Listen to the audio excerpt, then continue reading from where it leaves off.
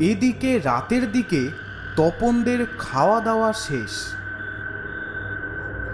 পরিকল্পনা অনুযায়ী সেদিন একটু বেশি রাতে বিট্টু গ্রামের পেছনের পথ ধরে তার নিজের বাড়ির দিকে ফিরছে।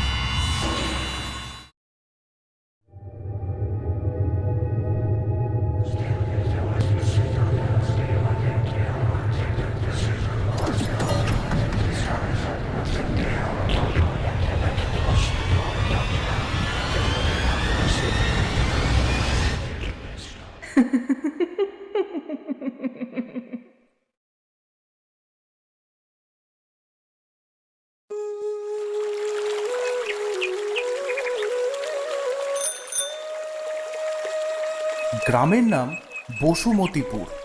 গ্রামটা আর সাধারণ 4-5টা গ্রামের মতোই অতীব সুন্দর।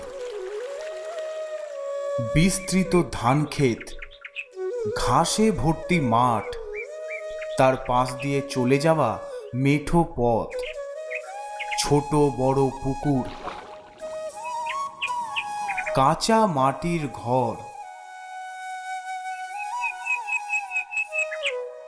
কোথাও কোথাও ঘন বাঁশঝাড়, বড় বড় দিঘি, পড়ন্ত বিকেলে ডুবে যাওয়া সূর্যের লাল আভা, এই সব যেন এই বসুমতীপুর গ্রামটাকে আরো সুন্দর করে তুলেছে।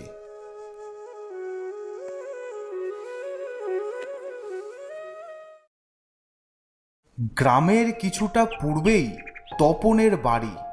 ছোট্ট একটা মাটির ঘর, তার সাথেই লাগোয়া একটা রান্নাঘর, টালির ছাউনি, সামনে একটু উঠোন, আর তার মধ্যেই 2-1টা গাছ। ব্যাস, এই নিয়েই তপনের বাড়ি। তপন পেশায় একজন ভ্যান চালক। সকালে ঘুম থেকে উঠে তাড়াতাড়ি খাবারের জোগাড় যন্ত্র করে কোনো রকমে খেয়ে তপন তার ভ্যান নিয়ে বেরিয়ে যায়। এটাই তার রোজকার জীবন। তাই আজও বাড়ির দাওয়ায় বসে গতকালের রাখা পান্তা ভাত, পেঁয়াজ ও কাঁচা লঙ্কা দিয়ে খাচ্ছে সে। তারপরেই সে তার কাজে বেরোবে।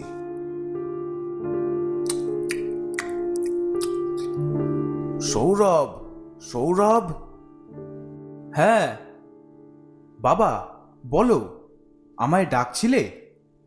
বাবু, সকাল তো হয়েই গেছে, তুইও বরং একটু খেয়ে নে, বেশিক্ষণ খালি পেটে থাকিস না। বাবা, তুমি এখন আমায় নিয়ে চিন্তা করো না। তুমি আগে ধীরে সুস্থে খেয়ে দে তোমার কাজে যাও, আমি ঠিক সময়ে খেয়ে নেব। বলছিস? আচ্ছা, ঠিক আছে তাহলে।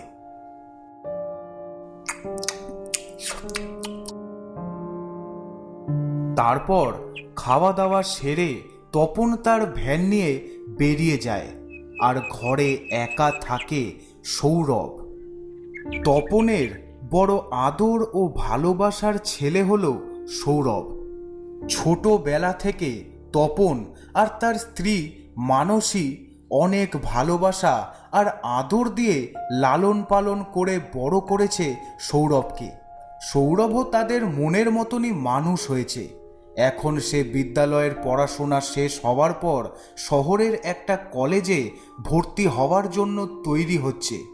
পড়াশোনায় খুবই ভালো ছেলে সৌরভ, তাই গ্রামের প্রায় প্রত্যেকেই তাকে খুবই ভালোবাসে। তপনের স্ত্রী মানসী 3 বছর আগেই সাপের কামড়ে মারা গেছে।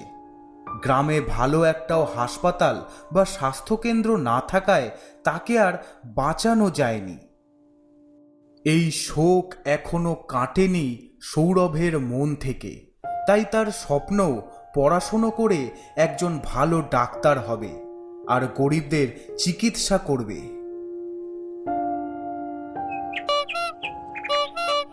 সৌরভ অনেকবার তপনকে বলেছে যে সে এখন কোনো একটা কাজ করবে আর তার বাবার ভ্যান চালানোর কোনো দরকার নেই। কিন্তু তপন তাতে রাজি হয়নি। তার ইচ্ছে তার ছেলে পড়াশুনো করে নিজের পায়ে দাঁড়াবে আর মানুষের মতো মানুষ হবে। এটার জন্য তাকে যত কষ্ট করতে হয় সে করবে, কারণ এটা তপনের সাথে সাথে তার স্ত্রী মানসীরও শেষ ইচ্ছে ছিল। তাও বাড়িতে বসে না থেকে যাতে বাবার একটু সাহায্য হয়, তাই ভোরবেলায় উঠে গ্রামের কয়েকটা বাড়িতে বাড়িতে আর দোকানে খবরের কাগজ পৌঁছে দেয় সৌরভ। સોફ્ટ રોટલી ખાઓ, બેસન ફ્રી લઈ જાઓ।